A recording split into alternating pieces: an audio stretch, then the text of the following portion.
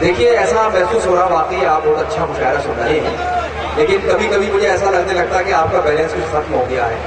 تو ایک ایسی اسکیم میرے پاس ہے، ایسا میگا آفر ہے کہ آپ کی سماعتوں کو ایسا ریچارج کر دیا جائے گا کہ آخر تک بیلنس ختم نہیں ہوگا. اور یہ کام جناب سجاد جھنجھٹ صاحب کر سکتے ہیں جو طنز و مزاح کی شاعری کے حوالے سے بہت دور دراز تک اپنی پہچان رکھتے ہیں.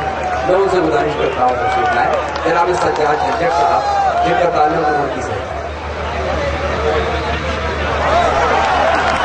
ہلو، السلام علیکم.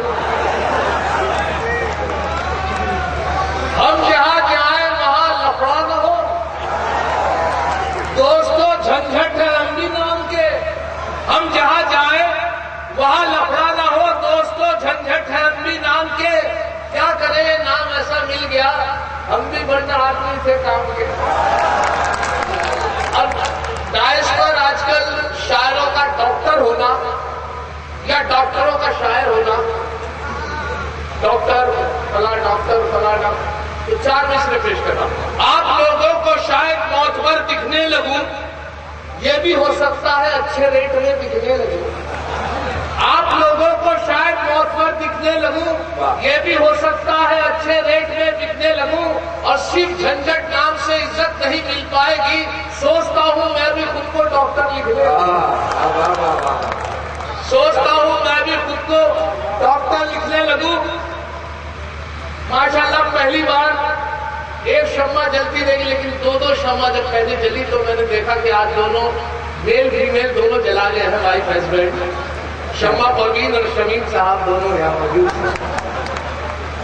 اچھا ہوا یہ کہ صاحب ایک صاحب نے مشاعرہ کیا، کنوینر صاحب کی دقت یہ ہوئی کہ صاحب ان کو یہ کر دیا کہ اطراف کا کوئی شاعر نہیں پڑے گا، لیکن چیئرمین صاحب جو تھے اس مشاعرے کے صدر محترم، ان کا حکم تھا کہ میرے بھتیجے کو پڑھوایا جائے. اس کو اجازت مل گئی. اس کو کہتے صرف ایک غزل پڑھ دی ہے. صبح سے وہ یاد کر رہا تھا، اس نے ایک پرچے پہ نوٹ کر رہی تھی، کچھ یاد کر لی تھی، کچھ پرچے پر لکھ لی تھی. سوچا کہ جہاں بھولوں گا اس کا سہارا لے لوں گا. اس بھروسے کے ساتھ اس نے پرچا جس جیب میں رکھا، جب تیار ہو گیا وہ پینٹ جس پہ پرچا تھا وہ جو اتاری وہ گھوٹی پر رہ گئی. اور وہ آیا تیار ہو تو اس بات کا بھروسہ تھا کہ جیب میں ہے. مطلع کا پہلا مصرع اس کے یاد تھا، دوسرا مصرع بھول گیا تو اس نے سوچا پرچا نکال لیا. اب دیکھیے کیا کیفیت تھی. جیسے وہ مشاعرے میں حاضر اور اس کا نام بولا وہ آ گیا، مطلب پہلا مصرع بولا، اس نے پڑھا مصرع ثانی بھول گیا. جیسے پڑھا کہ جلی شمع بہا پروانوں کا خون، یاد تھا تو پڑھ رہا تھا جلی شمع. دوسرا مصرع یاد نہیں تھا تو پرچہ نکالنا چاہے جلی شمع بہا پروانوں کا خون، جلی شمع بہا پروانوں کا خون، جلی شمع بہا پروانوں کا خون، انا للہ و انا الیہ راجعون.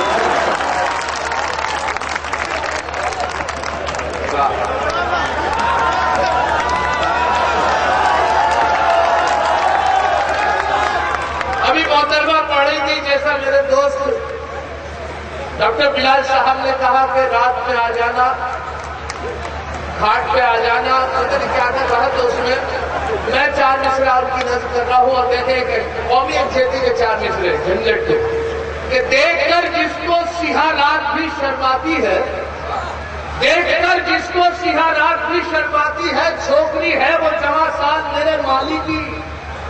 دیکھ کر جس کو سیاہ رات بھی شرماتی ہے، چھوکری ہے وہ جواں سال میرے مالی کی. اور وہ سیاہ فام اندھیرے میں جو آ جائے نظر، میں مسلمان بھی کہہ اٹھتا ہوں جے چالی کی.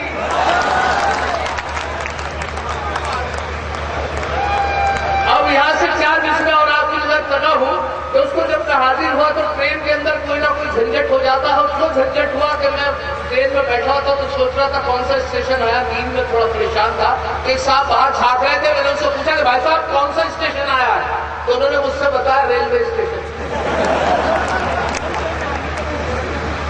تو میری ساتھ ایسے ایسے آدمی سے ملاقات ہوتی ہے.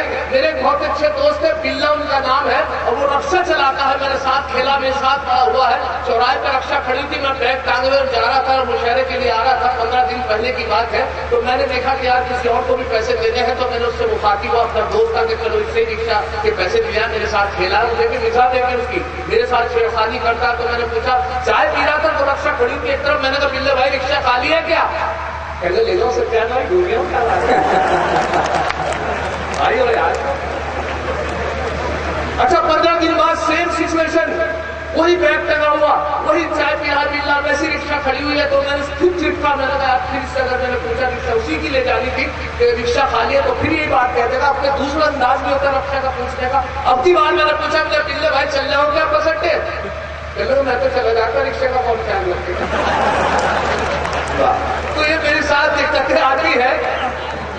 میرے استاد محترم افضل منیوری صاحب جو ابھی کسی وقت ابھی تھے، ابھی کسی وقت چلے گئے حضور کام سے، اور 4 مصرات کی نظر کر رہا ہوں، اسی حوالے سے تھوڑا تعارف دیتا ہوں کہ میں جھنجھٹ ہوں، وراثت میں ملی ہے شاعری مجھ کو۔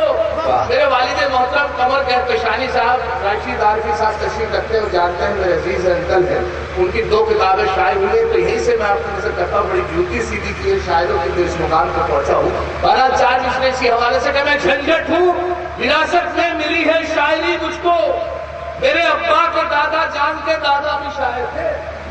میں جھنجھٹ ہوں، وراثت میں ملی ہے شاعری مجھ کو، میرے ابا کے دادا جان کے دادا بھی شاعر تھے، اور جس فن کو چنا کر دوست کو اشعار پڑھتا ہوں، سنا ہے یہ کہ اس فن میں میرے دادا بھی ماہر تھے، سنا ہے یہ کہ اس فن میں میرے دادا بھی ماہر تھے۔ اور 4 مصرع اور آپ کی نظر کر رہا ہوں، ایک تصویر پیش کر رہا ہوں مرحوم مظفر رسمی صاحب کا، 1 مصرع اور 3 مصرے، دیکھیے جہاں تک بات جائے کہ ایک بار اسے میں نے بس آنکھ یوں ہی ماری تھی، ایک بار اسے میں نے بس آنکھ یوں ہی ماری تھی، وہ بن کے میری بیگم گھر ساتھ چلی آئی، اب حال میرا یہ ہے 10 بچوں کا ابا ہوں، لمحوں نے خطا کی تھی صدیوں نے سزا پائی، لمحوں نے خطا کی تھی صدیوں نے سزا پائی۔ اور 4 مصرے میں مبارکباد پیش کرتا ہوں تابش صاحب کو کہ خوبصورت مشاعرہ سجایا، اور ساحل فریدی میموریل کی جانب سے آج کا جشن منا رہے ہیں محترم کا، اور 4 مصرے اسی حوالے سے پیش کرتا ہوں کہ اولاد کے ساتھ میں خود ملتانی اور اسی حوالے سے کہ جس کو برا نہیں لگے تو اپنے اوپر سنا رہا ہوں کہ اولاد 101 تھی جو ایک لوہار، ایک بہت پرانی کہاوت ہے، اس کو میں نے قطع بند کیا ہے، آپ کی نظر کر رہا ہوں کہ اولاد 101 تھی جو ایک لوہار کی، بیوی سے بولے یہ میری دولت ہے پیار کی، تو لیمینیشن کرا لوں، لیمینیشن۔ اچھا 4 مصرے سن لیجیے، اس کے بعد تازہ میں آپ کو سناؤں گا کہ اولاد 101 تھی جو ایک لوہار کی، بیوی سے بولے یہ میری دولت ہے پیار کی، اور بیوی کا تھا جواب ابھی رہنے دو میاں، ان میں ہے 100 سنار کی بس ایک لوہار کی۔ اور 4 مصرے لیجیے، میں ایک تازہ پتلا پیش کر رہا ہوں، بھائی عثمان صاحب تشریف رکھتے ہیں، ان کی نظر کرتا ہوں، اور ایک پتلا 3 شعر سنے کہ مزہ یہ مانا بڑا بوس اور کنار میں ہے، کہ صاحب بیوی کا پیار اتنا ہوتا ہے کہ ایک صاحب بڑے کمزور تھے، ان کے ہسبینڈ بڑے کمزور تھے، تو ڈاکٹر کے پاس لے گئی کہ میرے بچیاں بہت کمزور ہیں، تو ڈاکٹر نے دیکھتے بتا دیا کہ ان میں آئرن کی کمی ہے، ان کو آئرن کھلایا جائے، تو ان سے پوچھا کہ آئرن میں کیا چیز؟ کہہ رہے ویسے سیر میں بہت ہوتا ہے آئرن، لیکن پالک میں بہت ہوتا ہے۔ ان کی بیوی کو لگا کہ پالک بہت سستا ہے، تو آتے وقت 10 کلو پالک وہ لے آئی گھر پہ، اور صبح ہی انہیں پالک کے پراٹھے اور ان کو پالک کے پراٹھے بنا کے دیے، دوپہر کو جب وہ واپس آئے تو پالک پنیر، شام کو جب آپ واپس آئے پالک کوفتہ، اگلے دن آئے تو پالک اڑد، پھر اس کے بعد آئے تو پالک کا ساگ، 1 ہفتہ پالک تو وہ سب چھیڑ کے بولے مانیے گا جب تک سریا میں نہیں سکتا۔